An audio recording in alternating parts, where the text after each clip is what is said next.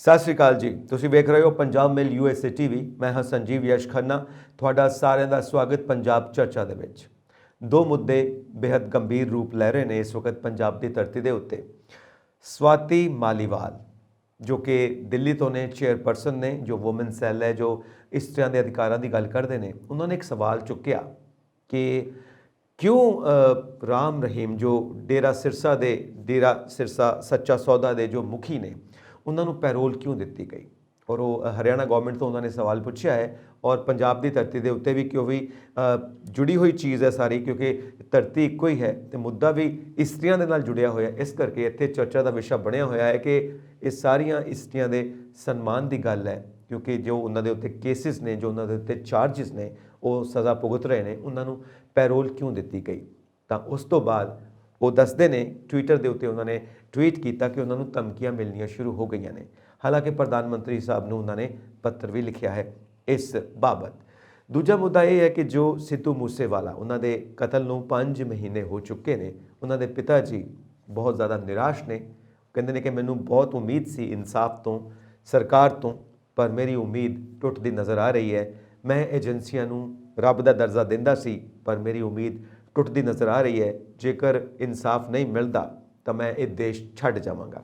ਔਰ ਇਮੋਸ਼ਨਲ ਹੈ ਕਾਫੀ ਉਹਨਾਂ ਦੀ ਇਹ ਸਟੇਟਮੈਂਟ। ਇਹ ਦੋਵੇਂ ਮੁੱਦੇ ਕਾਫੀ ਚਰਚਾ ਦੇ ਵਿੱਚ ਨੇ, ਪੰਜਾਬ ਦੇ ਲੋਕ ਆਪਸ ਦੇ ਵਿੱਚ ਚਰਚਾ ਕਰਦੇ ਪਏ ਨੇ। ਸ਼ੁਰੂਆਤ ਆਪਾਂ ਕਰਾਂਗੇ ਡੇਰਾ ਮੁਖੀ ਤੋਂ, ਫਿਰ ਉਸ ਤੋਂ ਬਾਅਦ ਆਪਾਂ ਚਰਚਾ ਲਵਾਂਗੇ ਸਿੱਧੂ ਮੂਸੇਵਾਲਾ ਦੇ ਪਿਤਾ ਜੀ ਬਲਕੌਰ ਸਿੰਘ ਜੀ ਤੋਂ। ਸੋ ਮੇਰੇ ਨਾਲ ਸਟੂਡੀਓਜ਼ ਦੇ ਵਿੱਚ ਮੌਜੂਦ ਨੇ ਪਵਨਦੀਪ ਸ਼ਰਮਾ, ਪੋਲੀਟੀਕਲ ਐਨਾਲਿਸਟ। ਪਵਨ ਜੀ, ਕੀ ਹਾਲ ਚਾਲ? ਠੀਕ ਠਾਕ ਹੋ? Very good Sanjeev ji. और पंजाब मेल USA TV देख रहे ਨੈਸ਼ਨਲ ਇੰਟਰਨੈਸ਼ਨਲ ਦਰਸ਼ਕਾਂ ਨੂੰ ਮੇਰੀ ਪਿਆਰ ਭਰੀ ਸਤਿ ਸ਼੍ਰੀ ਅਕਾਲ ਜੀ। ਪਵਨ ਜੀ, ਮੁੱਦਾ ਤਾਂ ਸਭ ਤੋਂ ਪਹਿਲਾਂ ਲਵਾਂਗੇ ਜੋ ਸਵਾਤੀ ਮਾਲੀਵਾਲ, ਜੋ ਉਹਨਾਂ ਦਾ ਟਵੀਟ ਹੈ। ਕਾਫੀ ਸਮਾਂ ਪਹਿਲਾਂ ਉਹਨਾਂ ਨੇ ਪੈਰੋਲ ਦੇ ਉੱਤੇ ਇਤਰਾਜ਼ ਕੀਤਾ ਕਿ ਪੈਰੋਲ ਉਦੋਂ ਦਿੱਤੀ ਜਾਂਦੀ ਹੈ ਜਦੋਂ ਕੋਈ ਖਾਸ ਕੰਮ ਹੋਵੇ। ਤਾਂ ਡੇਰਾ ਮੁਖੀ ਨੂੰ ਅਜਿਹੇ ਕਿਹੜੇ ਖਾਸ ਕੰਮ ਸੀ ਕਿ ਉਹਨਾਂ ਮਾਫੀ ਦੇ ਨਿਯਮਾਂ ਦੇ ਵਿੱਚ, ਪੈਰੋਲ ਦੇ ਨਿਯਮਾਂ ਦੇ ਵਿੱਚ ਤਬਦੀਲੀ ਕੀਤੀ ਜਾਏ। ਇਸ ਲਈ ਉਹਨਾਂ ਨੇ PM ਜੋ ਭਾਰਤ ਦੇ ਨਰਿੰਦਰ ਮੋਦੀ ਨੇ, ਉਹਨਾਂ ਨੂੰ ਖਤ ਵੀ ਲਿਖਿਆ। ਸੋ ਇਹ ਜੋ ਪੈਰੋਲ ਹੈ ਔਰ ਜੇ ਸਾਰੇ ਘਟਨਾਕ੍ਰਮ ਨੂੰ ਅਸੀਂ ਦੇਖੀਏ, ਜਿਸ ਤਰ੍ਹਾਂ ਉਹ ਆਨਲਾਈਨ ਪ੍ਰਵਚਨ ਕਰ ਰਹੇ ਨੇ ਔਰ ਕੋਈ ਲੋਕ ਇਲੈਕਸ਼ਨਸ ਦੇ ਨਾਲ ਜੋੜਦੇ ਨੇ, ਜੋ ਹਰਿਆਣਾ ਦੇ ਵਿੱਚ ਇਹ ਸਾਰਾ ਮੁੱਦਾ ਬਣਿਆ ਹੋਇਆ ਹੈ। ਕਿਸ ਤਰ੍ਹਾਂ ਦੇਖਦੇ ਹੋ ਇਸ ਪ੍ਰਤੀਕਰਮ ਨੂੰ, ਇਸ ਸਾਰੇ ਘਟਨਾਕ੍ਰਮ ਨੂੰ? ਕਿਉਂਕਿ ਹਰਿਆਣਾ ਗਵਰਨਮੈਂਟ ਵੱਲੋਂ ਵੀ ਇਹ ਪ੍ਰਤੀਕਰਮ ਆਇਆ ਕਿ ਇਹਦੇ ਵਿੱਚ ਸਾਡਾ ਕੋਈ ਰੋਲ ਨਹੀਂ ਹੈ, ਤੇ ਅਦਾਲਤਾਂ ਦਾ ਰੋਲ ਹੈ। ਉਹੀ ਸਜ਼ਾ ਦਿੰਦੀਆਂ ਨੇ ਤੇ ਉਹੀ ਪੈਰੋਲ ਦਿੰਦੀਆਂ ਨੇ।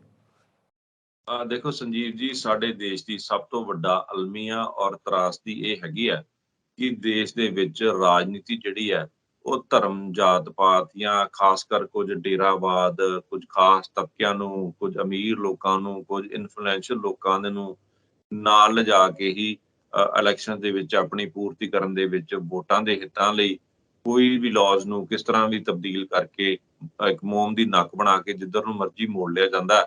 ਔਰ ਹਰੇਕ ਪਾਰਟੀ ਜਿਹੜੀ ਹੈ ਉਹ ਇਦਾਂ ਦੇ ਡੇਰਾਵਾਦ ਦੇ ਉੱਤੇ, ਡੇਰਾ ਨਾਲ ਜੁੜੇ ਲੋਕਾਂ ਨੂੰ ਜਿਹੜੀ ਆ ਵੱਧ ਤੋਂ ਵੱਧ ਫਾਇਦੇ ਪਹੁੰਚਾਉਣ ਦੀ ਕੋਸ਼ਿਸ਼ਾਂ ਦੇ ਵਿੱਚ ਉਹਨਾਂ ਨੂੰ ਰੁਝਾਉਂਦੇ ਨੇ ਕਿ ਉਹਨਾਂ ਦੇ ਜਿਹੜੇ ਡੇਰੇ ਦੇ ਪੈਰੋਕਾਰ ਹੈਗੇ ਆ ਤੇ ਕੱਲ੍ਹ ਨੂੰ ਉਹਨਾਂ ਨੂੰ ਵੋਟ ਕਰਨਾ।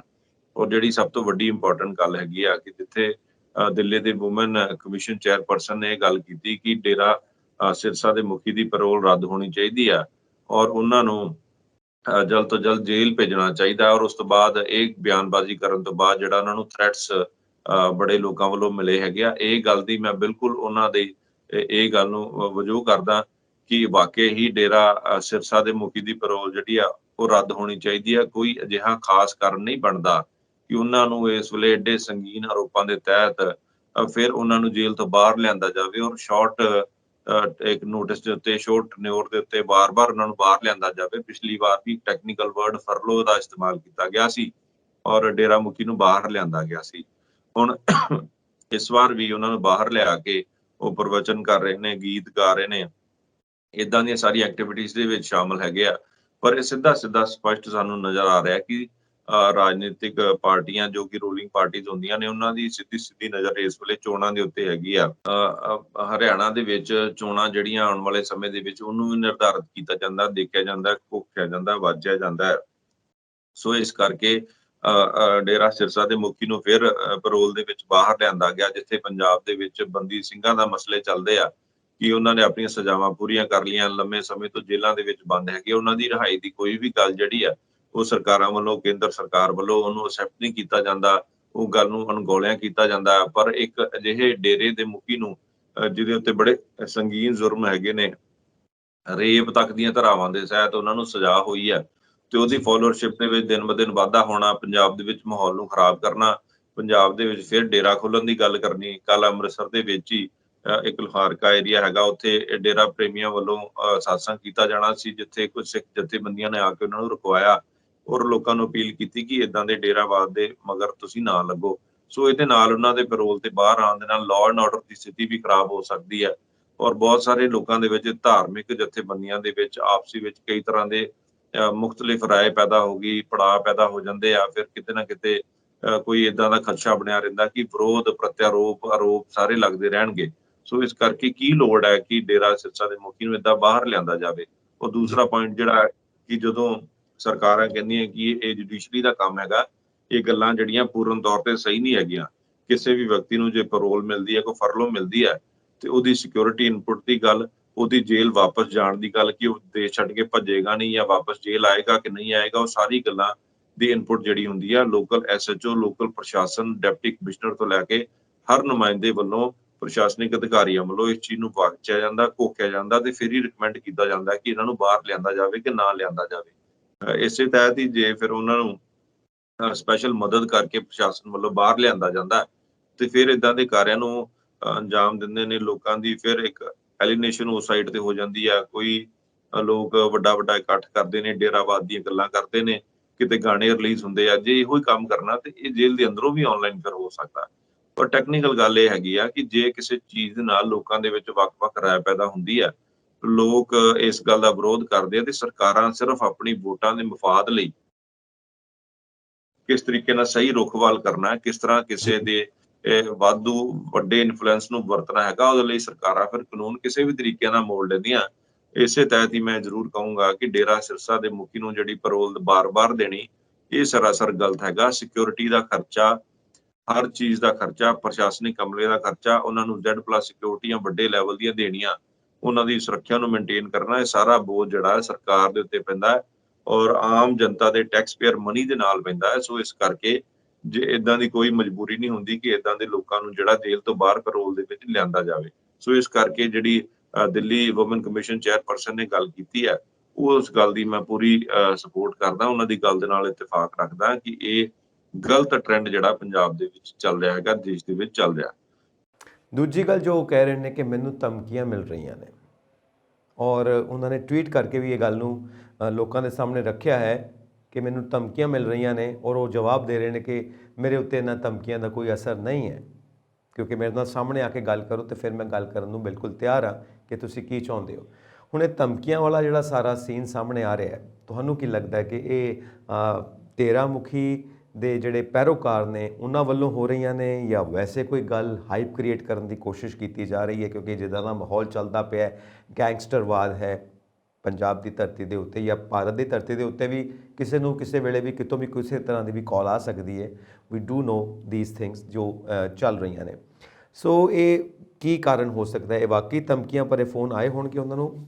ਕੀ ਤੁਹਾਨੂੰ ਲੱਗਦਾ? ਦੇਖੋ, ਇਹ ਤੇ ਜੇ ਕੋਈ ਵਿਅਕਤੀ ਜ਼ਿੰਮੇਵਾਰ ਅਹੁਦੇ ਦੇ ਉੱਤੇ ਬੈਠਾ, ਜੇ ਉਹ ਗੱਲ ਕਹਿ ਰਿਹਾ, ਤੇ ਜ਼ਰੂਰ ਇਦਾਂ ਦੀਆਂ ਗੱਲਾਂ ਹੁੰਦੀਆਂ ਹੋਣਗੀਆਂ, ਹੋਈਆਂ ਵੀ ਹੋਣਗੀਆਂ। ਪਰ ਇਹਦੇ ਵਿੱਚ ਪ੍ਰਮੁੱਖਤਾ ਦੇ ਨਾਲ ਵੇਖਣ ਵਾਲੀ ਗੱਲ ਇਹ ਹੈ ਕਿ ਜਦੋਂ ਇਦਾਂ ਦੇ ਡੇਰਾਵਾਦ ਦੇ ਖਿਲਾਫ ਲੋਕ ਬੋਲਦੇ ਨੇ ਜਾਂ ਕੋਈ ਇਸ ਤਰ੍ਹਾਂ ਦੀਆਂ ਸ਼ਖਸੀਅਤਾਂ ਦੇ ਖਿਲਾਫ ਬੋਲਦੇ ਨੇ, ਜਿਹੜੀਆਂ ਬਹੁਤ ਕੰਟਰੋਵਰਸੀ ਦੇ ਵਿੱਚ ਸਮੇਂ ਦੇ ਵਿੱਚ ਰਹੀਆਂ ਹੁੰਦੀਆਂ, ਤੇ ਉਹਨਾਂ ਦੇ ਜਿਹੜੇ ਬਲਾਈਂਡ ਫਾਲੋਅਰਸ ਹੁੰਦੇ ਆ, ਅੰਧ ਭਗਤ ਹੁੰਦੇ ਆ, ਜਿਹੜੇ ਉਹਨਾਂ ਦੇ ਪੈਰੋਕਾਰ ਹੁੰਦੇ ਆ, ਫਿਰ ਉਹ ਇਸ ਗੱਲ ਨੂੰ ਪਸੰਦ ਨਹੀਂ ਕਰਦੇ। ਤੇ ਫਿਰ ਜਦੋਂ ਪਸੰਦ ਨਹੀਂ ਕਰਨਗੇ ਤੇ ਫਿਰ ਉਹ ਲੋਕਾਂ ਨੂੰ ਥ੍ਰੈਟ ਦਿੰਦੇ ਆ, ਚਾਹੇ ਉਹ ਸੋਸ਼ਲ ਮੀਡੀਆ ਦੇ ਥਰੂ, ਚਾਹੇ ਮੈਸੇजेस ਦੇ ਥਰੂ।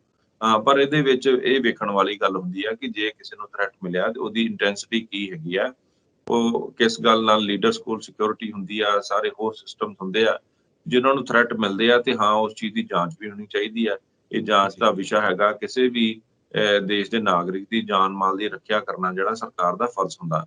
ਜੇ ਕਿਸੇ ਨੂੰ ਲੱਗਦਾ ਹੈ ਕਿ ਉਸ ਨੂੰ ਥ੍ਰੈਟ ਮਿਲੇ ਆ, ਤੇ ਉਹ ਪ੍ਰੋਪਰ ਪ੍ਰੋਸੀਜਰ ਅਪਣਾ ਕੇ ਆਪਣੀ ਜ਼ਿੰਮੇਵਾਰੀ ਆਪਣੀ ਨਿਭਾਵੇ, ਆਪਣਾ ਫੰਡਾਮੈਂਟਲ ਰਾਈਟ ਹੈਗਾ ਉਹਦਾ ਆਪਣਾ ਬਚਾਅ ਕਰਨ ਦਾ, ਸਰਕਾਰਾਂ ਦਾ ਵੀ ਇਹ ਅਧਿਕਾਰ ਹੈਗਾ ਕਿ ਸਰਕਾਰ ਉਹਨਾਂ ਦੀ ਸੁਰੱਖਿਆ ਨੂੰ ਸੁਨਿਸ਼ਚਿਤ ਕਰੇ। ਪਰ ਅੱਜ ਕੱਲ੍ਹ ਜਿਹੜਾ ਸੰਜੀਵ ਜੀ ਇੱਕ ਨਵਾਂ ਹੀ ਟ੍ਰੈਂਡ ਚੱਲ ਗਿਆ, ਲੋਕਾਂ ਨੂੰ ਥ੍ਰੈਟ ਕਾਲਸ ਆ ਰਹੀਆਂ, ਕੋਈ ਗੈਂਗਸਟਰਸ ਦੇ ਨਾਮ ਤੋਂ ਆ ਰਹੀਆਂ, ਕੋਈ ਕਿਤੋਂ ਆ ਰਹੀਆਂ। ਈਵਨ ਇਹ ਤੇ ਗੱਲ ਸੋਚਦੀ ਹੁੰਦੀ ਆ। ਮੈਂ ਆਪਣੀ ਜੇ ਗੱਲ ਕਰਾਂ ਤੇ 3-4 ਦਿਨ ਪਹਿਲਾਂ ਹੀ ਮੈਨੂੰ ਇੱਕ ਪਾਕਿਸਤਾਨ ਦੇ ਨੰਬਰ ਤੋਂ ਇੱਕ ਕਾਲ ਆਉਂਦੀ ਹੈ। ਉਹਦੇ ਵਿੱਚ ਵੀ ਕੋਈ ਏਦਾਂ ਦੀ ਗੱਲ ਕਰਦੇ ਆ, ਪਰ ਉਹਨੂੰ ਮੈਂ ਇੰਨੀ ਗੰਭੀਰਤਾ ਦੇ ਨਾਲ ਇਸ ਕਰਕੇ ਵੀ ਨਹੀਂ ਲਿਆ ਕਿ ਸਿੱਧੀ ਸਪਸ਼ਟ ਗੱਲ ਹੈਗੀ ਆ ਕਿ ਏਦਾਂ ਦੀਆਂ ਸਕੈਮ ਕਾਲਸ, ਲੋਕਾਂ ਨਾਲ ਠੱਗੀ ਦੀਆਂ ਕਾਲਾਂ, ਲੋਕਾਂ ਨੂੰ ਥ੍ਰੈਟ ਦੀਆਂ ਕਾਲਾਂ। ਕੋਈ ਕਹਿੰਦਾ ਜੀ ਮੈਂ ਗੋਲਡੀ ਬਰਾੜ ਦਾ ਬੰਦਾ ਬੋਲਦਾ, ਲਾਰੈਂਸ ਬਿਸ਼ਨੋਈ ਦਾ ਬੰਦਾ ਬੋਲਦਾ।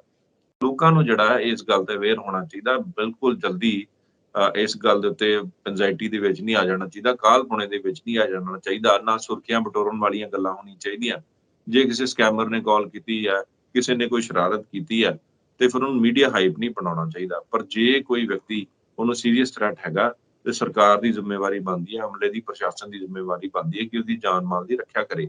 ਜਿਸ ਤਰ੍ਹਾਂ ਤੁਸੀਂ ਸਿੱਧੂ ਮੂਸੇਵਾਲੇ ਦੀ ਗੱਲ ਕੀਤੀ ਹੈ, ਮਰਹੂਮ ਗਾਇਕ, ਉਹਨਾਂ ਦੀ ਜਦੋਂ ਹੱਤਿਆ ਹੁੰਦੀ ਹੈ ਉਸ ਤੋਂ ਬਾਅਦ ਪੂਰੇ ਦੁਨੀਆ ਦੇ ਵਿੱਚ, ਸਪੈਸ਼ਲੀ ਪੰਜਾਬ ਦੇ ਵਿੱਚ, ਪੂਰਾ ਪੰਜਾਬ ਦਹਿਲ ਗਿਆ। ਉਹਨਾਂ ਦੇ ਫੋਲੋਅਰਸ ਬੜੇ ਦੁਖੀ ਹੋਏ, ਉਹਨਾਂ ਦੇ ਮਾਂ-ਪਿਓ ਦੀ ਜ਼ਿੰਦਗੀ ਜਿਹੜੀ ਉਹ ਬਰਬਾਦ ਹੋ ਗਈ ਔਰ ਅੱਜ ਵੀ ਉਹਨਾਂ ਨੂੰ ਪੂਰਨ ਤੌਰ ਦੇ ਉੱਤੇ ਇਨਸਾਫ ਨਹੀਂ ਮਿਲਿਆ, ਜਿਹਦੇ ਤਹਿਤ ਤੁਸੀਂ ਸ਼ੁਰੂਆਤ ਦੇ ਵਿੱਚ ਗੱਲ ਵੀ ਕੀਤੀ ਕਿ ਉਹਨਾਂ ਦੇ ਪੇਰੈਂਟਸ ਵੱਲੋਂ ਕਿਹਾ ਗਿਆ ਕਿ 1 ਮਹੀਨੇ ਦਾ ਸਮਾਂ ਮੈਂ ਤੁਹਾਨੂੰ ਦਿੰਦਾ, ਏਜੰਸੀਜ਼ ਨੂੰ, ਸਰਕਾਰਾਂ ਨੂੰ, ਪ੍ਰਸ਼ਾਸਨ ਨੂੰ, ਅਮਲੇ ਨੂੰ, ਕਿ ਜੇ ਉਹ ਦੁੱਧ ਦਾ ਦੁੱਧ, ਪਾਣੀ ਦਾ ਪਾਣੀ ਨਹੀਂ ਕਰਦੇ, ਉਹਨਾਂ ਨੂੰ ਇਨਸਾਫ ਨਹੀਂ ਦਿੰਦੇ, ਤੇ ਫਿਰ ਉਹ ਆਪਣੀ FIR ਕਰਾਈ ਜਿਹੜੀ ਸ਼ਿਕਾਇਤ ਉਹ ਵੀ ਵਾਪਸ ਲੈ ਲੈਣਗੇ ਔਰ ਇਸ ਦੇਸ਼ ਨੂੰ ਹੀ ਛੱਡ ਕੇ ਇੱਥੋਂ ਚਲੇ ਜਾਣਗੇ। ਸੋ ਉਹਨਾਂ ਜੀ ਦਾ ਰੋਸ਼ ਕਰਨਾ, ਉਹਨਾਂ ਦੇ ਬੱਚੇ ਦੀ ਜਾਨ ਗਈ, ਇਕਲੌਤੇ ਪੁੱਤਰ ਦੀ ਜਾਨ ਗਈ। ਸਿੱਧੇ ਸ਼ਬਦਾਂ ਦੇ ਵਿੱਚ ਇਹ ਗੱਲ ਸਮਝ ਆਉਂਦੀ ਆ ਕਿ ਸਾਡੇ ਦੇਸ਼ ਦੇ ਵਿੱਚ ਜੇ ਕੋਈ ਤਰੱਕੀ ਕਰਦਾ ਹੈ ਤੇ ਉਸਦਾ ਵੈਰ ਜਾਂ ਵਿਰੋਧ ਜਿਹੜਾ ਉਹ ਬੜੇ ਵੱਡੇ ਲੈਵਲ ਤੇ ਬਣ ਜਾਂਦਾ ਹੈ। ਜੀ ਪਰ ਇਹਦੇ ਵਿੱਚ ਰੋਲ ਸਰਕਾਰਾਂ ਦੀ ਕਿੰਨੀ ਨਲਾਇਕੀ ਰਹੀ। ਅੱਜ ਤੱਕ ਪੰਜਾਬ ਦੇ ਵਿੱਚ ਆਮ ਆਦਮੀ ਪਾਰਟੀ ਦੀ ਸਰਕਾਰ ਹੈ, ਉਹ ਆਪਣੇ ਸੋਸ਼ਲ ਮੀਡੀਆ ਪੋਸਟ ਦੇ ਉੱਤੇ, ਅਖਬਾਰਾਂ ਦੇ ਵਿੱਚ ਐਡਵਰਟਾਈਜ਼ਮੈਂਟ ਦਿੰਦੇ ਸੀ ਕਿ ਕਿੰਨਾ ਲੋਕਾਂ ਦੀ ਸੁਰੱਖਿਆ ਘਟਾਈ ਗਈ, ਜਿਹਦੇ ਨਾਲ ਜਿਹੜੇ ਕੁਝ ਗੈਂਗਸਟਰ ਫੜੇ ਵੀ ਗਏ, ਉਹਨਾਂ ਨੇ ਵੀ ਇਹ ਗੱਲ ਕੀਤੀ ਕਿ ਸਾਨੂੰ ਇਹ ਕਲੂ ਮਿਲਿਆ ਕਿ ਸਿੱਧੂ ਮੂਸੇਵਾਲਾ ਦੀ ਸੁਰੱਖਿਆ ਘਟਾਈ ਗਈ ਆ, ਹੁਣ ਸਹੀ ਮੌਕਾ ਉਹਦੇ ਉੱਤੇ ਅਟੈਕ ਕਰਨ ਦਾ। ਸੋ ਇਸ ਜੀ ਕਰਕੇ ਸਰਕਾਰਾਂ ਨੇ ਉਹਨਾਂ ਦੀ ਪਰਸਨਲ ਜਾਣਕਾਰੀ, ਉਹਨਾਂ ਦੀ ਸੁਰੱਖਿਆ ਨਾਲ ਵੈਰੀ ਇੰਪੋਰਟੈਂਟ ਜਿਹੜੀ ਜਾਣਕਾਰੀ ਆ ਉਹ ਪਬਲਿਕ ਡੋਮੇਨ ਦੇ ਵਿੱਚ ਲਿਆਂਦੀ ਔਰ ਉਹਨਾਂ ਦੀ ਹੱਤਿਆ ਹੋਈ। ਅੱਜ ਤੱਕ ਕਿਸੇ ਵੀ ਵਿਅਕਤੀ ਨੂੰ ਜ਼ਿੰਮੇਵਾਰ ਇਸ ਗੱਲ ਲਈ ਨਹੀਂ ਠਹਿਰਾਇਆ ਗਿਆ ਕਿ ਕਿੰਨੇ ਉਹਨਾਂ ਦੀ ਇਸ ਚੀਜ਼ ਦੀ ਜਾਣਕਾਰੀ ਜਿਹੜੀ ਦਿੱਤੀ, ਜਿਹੜੀ ਰਾਈਟ ਟੂ ਇਨਫੋਰਮੇਸ਼ਨ ਦੇ ਵਿੱਚ ਵੀ ਜਾਣਕਾਰੀ ਨਹੀਂ ਦਿੱਤੀ ਜਾਂਦੀ, ਉਹਨੂੰ ਪਬਲਿਕ ਡੋਮੇਨ ਦੇ ਉੱਤੇ ਰੱਖਿਆ, ਸੋਸ਼ਲ ਮੀਡੀਆ ਪੋਸਟ ਦੇ ਉੱਤੇ ਰੱਖਿਆ, ਆਮ ਆਦਮੀ ਪਾਰਟੀ ਦੇ ਵੇਰੀਅਸ ਪੇਜਸ ਦੇ ਉੱਤੇ ਪਾਈ ਗਈ। ਸੋ ਉਹਨਾਂ ਨੂੰ ਇਹ ਗੱਲ ਕਰਕੇ ਉਹਨਾਂ ਨੂੰ ਦੇਖੋ ਇੱਥੇ ਹੀ ਫਿਰ ਇੰਪੋਰਟੈਂਟ ਰੋਲ ਆ ਜਾਂਦਾ ਗਵਰਨਮੈਂਟ ਦਾ, ਪ੍ਰਸ਼ਾਸਨ ਦਾ, ਕਿ ਕਿਸੇ ਦੀ ਜਾਨ ਮਾਲ ਦੀ ਰੱਖਿਆ ਕਿਵੇਂ ਕਰਨੀ ਹੈ। ਜੇ ਉਹ ਬਿਲਕੁਲ ਵਿਚਾਰਾ ਜਵਾਨ ਇੱਕ ਗਾਇਕ ਚਲਾ ਗਿਆ ਦੁਨੀਆ ਦੇ ਉੱਤੋਂ, ਅੱਜ ਉਸ ਫੈਮਿਲੀ ਨੂੰ ਜੇ ਉਹ ਉਹਨਾਂ ਨੂੰ 5 ਗਨਮੈਨ ਦੇਣ ਤੋਂ ਗੁਰੇਜ਼ ਕਰਦੇ ਸੀ ਤੇ ਅੱਜ 50 ਬੰਦੇ ਨਾਲ ਦੇਣੇ ਪਏ, ਗੱਲ ਤੇ ਫਿਰ ਉੱਥੇ ਹੀ ਆ ਜਾਂਦੀ ਆ। ਇੱਥੇ ਫੇਲੀਅਰ ਜਿਹੜਾ ਸਰਕਾਰਾਂ ਦਾ, ਲੀਡਰਾਂ ਦਾ, ਰਾਜਨੀਤਿਕ ਵਿਲ ਭਾਰ ਦਾ ਜਿਹੜਾ ਹੁੰਦਾ, ਇੱਕ ਫੋਕੀ ਸ਼ੋਹਰਤ ਹਾਸਲ ਕਰਨ ਦਾ ਹੁੰਦਾ, ਫੋਕੀ ਬਿਆਨਬਾਜ਼ੀਆਂ, ਫੋਟੋ ਓਪਰਚੁਨਿਟੀਜ਼ ਬਣਾਉਣਾ, ਇਹ ਸਾਰੀਆਂ ਗੱਲਾਂ ਜਿਹੜੀਆਂ ਹੁੰਦੀਆਂ ਸਰਕਾਰਾਂ ਜਦੋਂ ਕਰਦੀਆਂ ਤੇ ਆਮ ਲੋਕਾਂ ਦੀਆਂ, ਸੈਲੀਬ੍ਰਿਟੀਜ਼ ਦੀਆਂ, ਦੇਸ਼ ਦੇ ਨਾਗਰਿਕਾਂ ਦੀਆਂ ਜਾਨ ਮਾਲ ਦੀ ਜਿਹੜੀ ਉਹ ਖਤਰੇ ਦੇ ਵਿੱਚ ਪਾ ਦਿੰਦੀਆਂ। ਸੋ ਇਸ ਕਰਕੇ ਮੈਂ ਇਸ ਗੱਲ ਦਾ, ਉਹਨਾਂ ਦਾ ਦਰਦ ਤਕਲੀਫ ਜਿਹੜੀ ਉਹ ਸਮਝ ਸਕਦਾ ਕਿ ਉਹਨਾਂ ਦੇ ਮਨ ਦੇ ਉੱਤੇ ਬੜਾ ਵੱਡਾ ਰੋਸ਼ ਹੈਗਾ, ਬੜਾ ਵੱਡਾ ਧੱਕਾ ਉਸ ਪਰਿਵਾਰ ਨੂੰ ਪਹੁੰਚਿਆ, ਪੂਰੇ ਪੰਜਾਬ ਦੇ ਉਹਨਾਂ ਦੇ ਫੈਨਸ ਨੂੰ, ਫੋਲੋਅਰਸ ਨੂੰ ਪਹੁੰਚਿਆ ਕਿ ਕਿਸੇ ਵੀ ਵਿਅਕਤੀ ਦੀ ਜਾਨ ਲੈਣਾ ਜਿਹੜਾ ਉਹ ਅਲਟੀਮੇਟ ਕੋਈ ਕਿਸੇ ਗੱਲ ਦਾ ਰਿਜ਼ਲਟ ਨਹੀਂ ਹੈਗਾ, ਕਿ ਇਹਨੂੰ ਵਾਜਿਬ ਨਹੀਂ ਠਹਿਰਾਇਆ ਜਾ ਸਕਦਾ। ਪਰ ਜੀ ਸਰਕਾਰਾਂ ਨੂੰ ਜੇ ਉਹ ਗੱਲ ਕਹਿ ਰਹੇ ਨੇ ਕਿ ਇਹਦੇ ਜੀ ਪਿੱਛੇ ਵੱਡੀਆਂ ਤਾਕਤਾਂ ਨੇ, ਮਿਊਜ਼ਿਕ ਇੰਡਸਟਰੀ ਦੇ ਲੋਕ ਹੋ ਸਕਦੇ ਆ, ਹੋਰ ਵੱਡੇ ਲੋਕ ਹੋ ਸਕਦੇ ਆ, ਤੇ ਸਰਕਾਰਾਂ ਨੂੰ ਇਹ ਗੱਲਾਂ ਵੀ ਸਾਹਮਣੇ ਲਿਆਉਣੀਆਂ ਚਾਹੀਦੀਆਂ। ਦੁੱਧ ਦਾ ਦੁੱਧ, ਪਾਣੀ ਦਾ ਪਾਣੀ ਕਰਨਾ ਚਾਹੀਦਾ ਔਰ ਇਹ ਆਪਣੀ ਪੰਜਾਬ ਦੀ ਏਜੰਸੀਜ਼, ਪੰਜਾਬ ਪੁਲਿਸ ਔਰ DGP ਪੰਜਾਬ ਨੂੰ ਔਰ ਪੰਜਾਬ ਸਰਕਾਰ ਨੂੰ ਜੇ ਆਪਣੀ ਨੱਕ ਵੱਢੇ ਜਾਣ ਤੋਂ ਬਚਾਉਣੀ ਆ ਤੇ ਉਹਨਾਂ ਦੀ ਗੱਲ ਵੱਲ ਜ਼ਿਆਦਾ ਗੌਰ ਕਰਨਾ ਚਾਹੀਦਾ। ਔਰ ਤੁਸੀਂ ਦੇਖੋ ਬੜੇ ਇੰਪੋਰਟੈਂਟ ਕਲੂਜ਼ ਲਈ ਗੈਂਗਸਟਰਸ ਨੂੰ ਫੜਿਆ, ਬਹੁਤ ਵੱਡੀ ਕੜੀ ਨੂੰ ਜੋੜਿਆ, ਉਹ ਦਿੱਲੀ ਪੁਲਿਸ ਨੇ ਜੋੜਿਆ। ਉਹਨਾਂ ਦੇ ਇੱਕ ਸਿਸਟਮ ਨੇ, ਉਹਨਾਂ ਦੇ ਵਿੰਗਸ ਨੇ ਬਹੁਤ ਵੱਡੀਆਂ ਕਾਰਵਾਈਆਂ ਕੀਤੀਆਂ। ਪੰਜਾਬ ਪੁਲਿਸ ਬਹੁਤ ਵੱਡੇ ਲੈਵਲ ਤੇ ਲੈਗ ਵੀ ਕਰਦੀ ਰਹੀ ਇਸ ਮਾਮਲੇ ਦੇ ਵਿੱਚ। ਬਿਲਕੁਲ ਸੋ ਇਸ ਕਰਕੇ ਇਹ ਸਾਰੀਆਂ ਗੱਲਾਂ ਨੂੰ ਸੁਨਿਸ਼ਚਿਤ ਕਰਨਾ ਚਾਹੀਦਾ। ਕਿਸੇ ਦੇ ਦਰਦ ਨੂੰ, ਕਿਸੇ ਦਾ ਪਰਿਵਾਰ ਖਤਮ ਹੋ ਗਿਆ, ਜੀ ਦਾ ਚਲੇ ਜਾਣਾ ਜਿਹੜਾ ਬੜਾ ਵੱਡਾ ਦੁੱਖ ਹੁੰਦਾ ਜ਼ਿੰਦਗੀ ਦੇ ਵਿੱਚ, ਉਹਨਾਂ ਦੇ ਦੁੱਖ ਨੂੰ ਸਮਝਣਾ ਚਾਹੀਦਾ ਭਗਵੰਤ ਸਿੰਘ ਮਾਨ ਨੂੰ। ਔਰ ਜਿਹੜੀਆਂ ਗੁਜਰਾਤ ਦੇ ਵਿੱਚ ਚੋਣਾਂ ਹੋਣੀਆਂ, ਹਿਮਾਚਲ ਦੇ ਵਿੱਚ ਚੋਣਾਂ ਹੋਣੀਆਂ, ਸਾਰੇ ਧਿਆਨ ਉਧਰ ਕਰਕੇ ਵੱਡੀਆਂ ਕਰੋੜਾਂ ਅਰਬਾਂ ਰੁਪਏ ਦੀਆਂ ਐਡਵਰਟਾਈਜ਼ਮੈਂਟਸ ਦੇ ਕੇ, ਹੈਲੀਕਾਪਟਰਸ ਕਿਰਾਏ ਤੇ ਲੈ ਕੇ, ਜਹਾਜ਼ ਲੈ ਕੇ, ਫਲਾਣੀ ਗੱਲਾਂ ਲੈ ਕੇ ਉਹ ਸਾਰੀਆਂ ਗੱਲਾਂ ਨੂੰ ਤਰਜੀਹ ਘੱਟ ਦੇ ਕੇ ਪੰਜਾਬ ਦੇ ਲਾਅ ਐਂਡ ਆਰਡਰ ਵੱਲ ਸਾਰੀ ਤਰਜੀਹ ਜਿਹੜੀ ਉਹ ਦੇਣੀ ਚਾਹੀਦੀ। ਐਗਜ਼ੈਕਟਲੀ। ਔਰ ਦੂਜੀ ਗੱਲ ਇਹ ਹੈ ਕਿ ਕਾਫੀ ਕਾਰਵਾਈਆਂ ਹੋ ਵੀ ਰਹੀਆਂ ਨੇ ਪਿਛਲੇ 5 ਮਹੀਨਿਆਂ ਤੋਂ। ਹਾਂ, ਖੈਰ ਕਈ ਕੋਤਾਹੀਆਂ ਵੀ ਹੋਈਆਂ, ਜਿਸ ਤਰ੍ਹਾਂ ਅਸੀਂ ਦੇਖਿਆ ਹੈ ਕਿ ਟੀਨੂ ਪੁਲਿਸ ਦੀ ਹਿਰਾਸਤ ਵਿੱਚੋਂ ਭੱਜ ਗਿਆ ਹੈ। ਪ੍ਰਿਤਪਾਲ ਜੀ ਹਜੇ ਵੀ ਜੇਲ੍ਹ ਦੇ ਵਿੱਚ, ਤੇ ਤਹਿਕੀਕਾਤ ਚੱਲਦੀ ਪਈ ਹੈ ਉਹਨਾਂ ਦੀ, ਜਿਹੜੇ ਪੁਲਿਸ ਆਫੀਸਰ ਨੇ।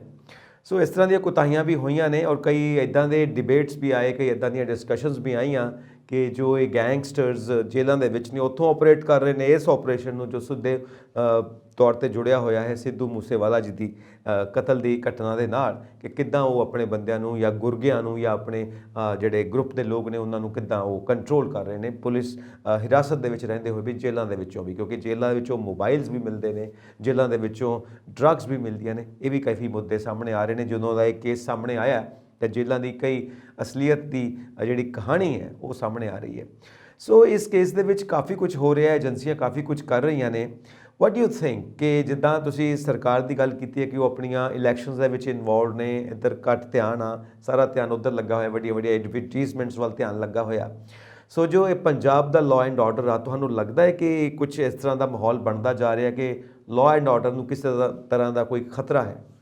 ਦੇਖੋ, ਪੰਜਾਬ ਦਾ ਲਾਅ ਐਂਡ ਆਰਡਰ ਇਸ ਵੇਲੇ ਬੜੇ ਇੱਕ ਸੀਰੀਅਸ ਟਰਮਲ ਦੇ ਵਿੱਚੋਂ ਗੁਜ਼ਰ ਰਿਹਾ। ਬੜੀ critical stage law and order ਦੀ ਬਣੀ ਪਈ ਹੈ। ਤੁਸੀਂ ਦੇਖੋ, ਰੋਜ਼ਾਨਾ ਹੀ ਕਤਲ ਹੋ ਰਹੇ ਆ, ਰੋਜ਼ਾਨਾ ਹੀ ਫਰੌਤੀਆਂ ਮੰਗੀਆਂ ਜਾ ਰਹੀਆਂ। ਕੋਈ ਵੱਡਾ ਬਿਜ਼ਨਸਮੈਨ ਇੱਥੇ ਸੇਵ ਨਹੀਂ, ਕੋਈ ਵੱਡਾ ਡਾਕਟਰ ਇੱਥੇ ਸੇਵ ਨਹੀਂ।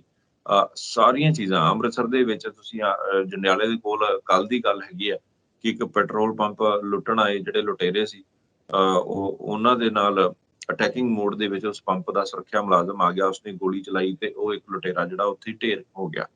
ਸੋ ਇੱਥੋਂ ਸਮਝ ਸਕਦਾ ਕਿ ਜੇ ਉਹ ਲੁਟੇਰੇ ਨੂੰ ਢੇਰ ਨਾ ਕਰਦੇ ਤੇ ਲੁਟੇਰੇ ਫਿਰ ਉਹਨਾਂ ਨੂੰ ਮਾਰ ਜਾਂਦੇ, ਲੁੱਟ ਵੀ ਕਰ ਜਾਂਦੇ। ਇਸੇ ਤਰੀਕੇ ਨਾਲ ਦਿਨ ਦਿਹਾੜੇ ਪੰਜਾਬ ਦੇ ਵਿੱਚ ਲੋਕਾਂ ਦੇ ਘਰਾਂ ਦੇ ਵਿੱਚ ਲੁੱਟਾਂ ਹੋ ਰਹੀਆਂ, ਖੋਹਾਂ ਹੋ ਰਹੀਆਂ, ਸਨੈਚਿੰਗ ਹੋ ਰਹੀ ਆ, ਡਾਕੇ ਵੱਜ ਰਹੇ ਆ। ਕਿਸੇ ਕਦੀ ਖਿਡਾਰੀ ਦੀ ਮੌਤ ਦੀ ਕੋਈ ਗੱਲ ਆ ਜਾਂਦੀ ਆ, ਕਿਸੇ ਵੱਡੇ ਸਿੰਗਰ ਨੂੰ ਫਰੌਤੀ ਮੰਗੀ ਜਾਂਦੀ ਆ। ਪਿਛਲੇ ਜਦੋਂ ਦੀ ਆਮ ਆਦਮੀ ਪਾਰਟੀ ਦੀ ਗਵਰਨਮੈਂਟ ਆਈ ਆ, ਤੁਸੀਂ ਦੇਖ ਸਕਦੇ ਬਾਰਡਰ ਏਰੀਆਜ਼ ਦੇ ਵਿੱਚ ਕੀ ਹਾਲਾਤ ਨੇ। ਡਰੱਗਸ ਦੀਆਂ ਰੋਜ਼ ਵੀਡੀਓਜ਼ ਜਿਹੜੀਆਂ ਡਰੱਗਸ ਦੀਆਂ ਵਾਇਰਲ ਹੋ ਰਹੀਆਂ, ਕਿਤੇ ਮਹਿਲਾਵਾਂ ਵੱਡੇ ਲੈਵਲ ਦੇ ਤੇ ਨਸ਼ਾ ਇਸਤੇਮਾਲ ਕਰ ਰਹੀਆਂ, ਉਹ ਆਊਟ ਆਫ ਸੈਂਸਸ ਹੋ ਰਹੀਆਂ। ਅਸੀਂ ਦੇਖਿਆ ਬਹੁਤ ਸਾਰੇ ਹਾਈ ਹੋਏ ਲੋਕਾਂ ਦੀ ਵੀਡੀਓ ਜਿਹੜੀਆਂ ਇਸ ਵੇਲੇ ਵੱਖ-ਵੱਖ ਮੀਡੀਆ ਪਲੇਟਫਾਰਮਸ ਦੇ ਵਿੱਚ ਚੱਲ ਰਹੀਆਂ ਹੁੰਦੀਆਂ। ਕਿਤੇ ਲੋਕ ਪੋਸਟਰਸ ਲਗਾ ਰਹੇ ਆ ਕਿ ਚਿੱਟਾ ਇੱਥੋਂ ਮਿਲਦਾ, ਕਿਤੇ ਲੋਕ ਚੀਕ ਕੇ ਕਹਿ ਰਹੇ ਨੇ ਕਿ ਸਾਡੇ ਏਰੀਏ ਚੋਂ, ਮੁਹੱਲੇ ਚੋਂ, ਸਾਡੇ ਇਲਾਕੇ 'ਚ ਚਿੱਟਾ ਬੜੀ ਵੱਡੀ ਤਾਦਾਦ ਦੇ ਵਿੱਚ ਵਿਕ ਰਿਹਾ, ਇਸ ਨੂੰ ਰੋਕਥਾਮ ਨਹੀਂ ਲੱਗ ਰਹੀ। ਕਿਤੇ ਪੁਲਿਸ ਪ੍ਰਸ਼ਾਸਨ ਤੇ ਹਮਲੇ ਹੋ ਰਹੇ ਆ, ਕਿਤੇ ਨਸ਼ਾ ਤਸਕਰੀ ਜਿਹੜੀ ਉਹ ਏਡੇ ਵੱਡੇ ਲੈਵਲ ਤੇ ਵੱਧ ਗਈ ਹੈ, ਕਿਤੇ ਇਲੀਗਲ ਮਾਈਨਿੰਗ ਦੀ ਗੱਲ ਹੁੰਦੀ ਹੈ, ਕਿਤੇ ਜੇਲ੍ਹਾਂ ਦੇ ਵਿੱਚੋਂ ਨਸ਼ੇ ਮਿਲ ਰਹੇ ਆ, ਜੇਲ੍ਹਾਂ ਦੇ ਵਿੱਚੋਂ ਫੋਨ ਮਿਲ ਰਹੇ ਆ, ਕਿਤੇ ਪੁਲਿਸ ਮੁਲਾਜ਼ਮ ਇਹਦੇ ਵਿੱਚ ਇਨਵੋਲਵ ਮਿਲ ਰਹੇ। ਇਹ ਸਾਰੀਆਂ ਗੱਲਾਂ ਤੋਂ ਸਿੱਧਾ ਸਾਨੂੰ ਇੱਕ ਇਸ਼ਾਰਾ ਮਿਲਦਾ ਕਿ ਪੰਜਾਬ ਦਾ ਲਾਅ ਐਂਡ ਆਰਡਰ ਇਸ ਵੇਲੇ ਬਹੁਤ ਹੀ ਕ੍ਰਿਟੀਕਲ ਸਟੇਜ ਦੇ ਉੱਤੇ ਹੈਗਾ।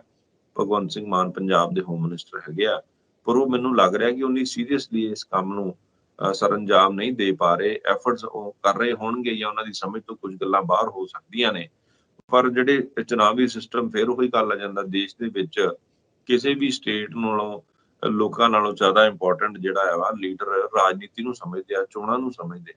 ਤੁਸੀਂ ਦੇਖ ਲਓ ਕਿ ਆਏ ਦਿਨ ਹੀ ਗੁਜਰਾਤ ਪਹੁੰਚੇ, ਆਏ ਦਿਨ ਹੀ ਉੱਥੇ ਪਹੁੰਚੇ ਆ। ਅਸੀਂ ਪੰਜਾਬ ਦੇ ਵਿੱਚ ਬੈਠੇ, ਅੰਮ੍ਰਿਤਸਰ ਦੇ ਵਿੱਚ ਬੈਠੇ, ਇਹ ਗੱਲ ਇੱਥੇ ਉਹਨਾਂ ਦੇ ਬਿਆਨ ਸੁਣ ਰਹੇ ਹੁੰਦੇ ਆ ਕਿ ਪੰਜਾਬ ਦੇ ਵਿੱਚ ਕਰਪਸ਼ਨ ਖਤਮ ਹੋ ਗਈ, ਪੰਜਾਬ ਦੇ ਵਿੱਚ ਲਾਅ ਐਂਡ ਆਰਡਰ ਜਿਹੜਾ ਬੜਾ ਵਧੀਆ ਚੱਲ ਰਿਹਾ। ਸੋ ਸਾਨੂੰ ਫਿਰ ਇਹ ਮਜ਼ਾਕ ਜਿਹੜਾ ਇੱਥੋਂ ਅਸੀਂ ਉਹਨਾਂ ਦੇ ਬਾਹਰਲੀਆਂ ਸਟੇਟਾਂ ਦੇ ਵਿੱਚ ਬੈਠੇ ਲੋਕਾਂ ਨੂੰ ਝੂਠ ਬੋਲਦੇ ਜਦੋਂ ਉਹਨਾਂ ਨੂੰ ਸੁਣਦੇ ਆ, ਸਾਡਾ ਮਨ ਵੀ ਦੁਖੀ ਹੁੰਦਾ। ਸੋ ਇਸ ਕਰਕੇ ਇਸ ਵੇਲੇ ਜ਼ਰੂਰਤ ਹੈਗੀ ਹੈ, ਨੀਡ ਆਫ ਦੀ ਆਰ ਹੈਗੀ ਆ ਕਿ ਪੰਜਾਬ ਵੱਲ ਪੂਰਾ ਫੋਕਸ ਕੀਤਾ ਜਾਵੇ। ਪੰਜਾਬ ਦੀ ਸਾਰੀ ਸੁਰੱਖਿਆ ਏਜੰਸੀਆਂ ਨੂੰ ਪੂਰੀ ਜੋ ਸਹਾਇਤਾ ਸਰਕਾਰ ਵੱਲੋਂ ਚਾਹੀਦੀ ਹੁੰਦੀ ਉਹ ਵੀ ਮਿਲੇ। ਪੰਜਾਬ ਦੇ ਵਿੱਚ ਪ੍ਰਸ਼ਾਸਨਿਕ ਅਮਲੇ ਮਜ਼ਬੂਤ ਹੋਣ, ਵਿਜੀਲੈਂਸ ਬਿਊਰੋਜ਼ ਮਜ਼ਬੂਤ ਹੋਣ, ਪੰਜਾਬ ਪੁਲਿਸ ਦੇ ਉੱਤੇ ਪੋਲੀਟੀਕਲ ਜਿਹੜਾ ਪ੍ਰੈਸ਼ਰ ਹੁੰਦਾ ਉਹ ਘਟੇ, ਨਿਊਟਰਲ ਆਪਣੇ ਕੰਮ ਕਰ ਸਕਣ, ਲਾਅ ਐਂਡ ਆਰਡਰ ਨੂੰ ਸੇਫ ਐਂਡ ਸਿਕਿਉਰ ਬਣਾਇਆ ਜਾਵੇ ਤਾਂ ਕਿ ਪੰਜਾਬ ਦੇ ਹਰੇਕ ਬਸ਼ਿੰਦੇ ਦਾ ਜੀਵਨ ਜ਼ਿੰਦਗੀ ਜਿਹੜੀ ਖਤਰੇ ਤੋਂ ਬਾਹਰ ਆ ਸਕੇ, ਉਹ ਨਾਰਮਲ ਜ਼ਿੰਦਗੀ ਆਪਣੀ ਬਤੀਤ ਕਰ ਸਕਣ। ਬਿਲਕੁਲ ਸੰਜੀਦਾ ਹੋ ਕੇ ਕੰਮ ਕਰਨਾ ਪਏਗਾ, ਕਿਉਂਕਿ ਪਿੱਛੇ ਜਦੋਂ ਅਸੀਂ ਦੇਖਿਆ ਘਟਨਾ ਹੋਈ ਹੈ ਕਿ ਜੋ ਚੰਡੀਗੜ੍ਹ ਦੇ ਵਿੱਚ, ਮੋਹਾਲੀ ਦੇ ਵਿੱਚ ਇੰਟੈਲੀਜੈਂਸ ਦਾ ਜਿਹੜਾ ਦਫ਼ਤਰ ਹੈ ਉਹਦੇ ਉੱਤੇ ਗ੍ਰਨੇਡ ਨਾਲ ਹਮਲਾ ਕੀਤਾ ਜਾਂਦਾ ਹੈ, ਔਰ ਕੁਝ ਪਤਾ ਨਹੀਂ ਲੱਗ ਰਿਹਾ ਕਿ ਕਿਸ ਗਰੁੱਪ ਦੇ ਕਿਹੜੇ ਗੁਰਗਿਆਂ ਨੇ, ਕਿਹੜੇ ਲੋਕਾਂ ਨੇ, ਜਾਂ ਕਿਹੜੇ ਗਰੁੱਪ ਦੇ ਕਿਹੜੇ ਅੱਗੇ ਜਿਹੜੇ ਰੱਖੇ ਹੋਏ ਕਾਰਕੁਨ ਨੇ ਉਹਨਾਂ ਨੇ ਇਹ ਘਟਨਾ ਅੰਜਾਮ ਦਿੱਤੀ ਹੈ।